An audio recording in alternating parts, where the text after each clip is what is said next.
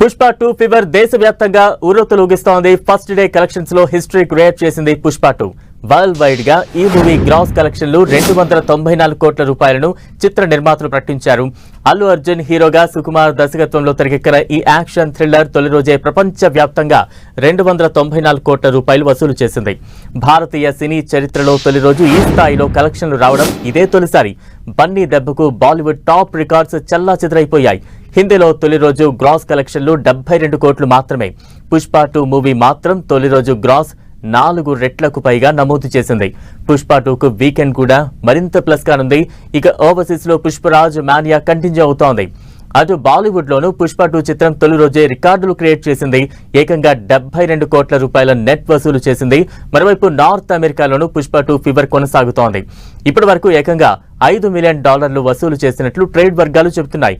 సినిమాలకు రేటింగ్ ఇచ్చే movie data base website IMDb ప్రకారం ఇప్పటి వరకు తొలి రోజు కలెక్షన్లలో అత్యధిక వసూలు చేసిన సినిమాగా రాజమౌళి, NTR, రామ్ చరణ్ల నటించిన RRR చిత్రం 223.5 కోట్ల రూపాయలతో మొదటి స్థానంలో ఉండగా ఇప్పుడు ఆ రికార్డును పుష్ప 2 చిత్రం అధిగమించింది.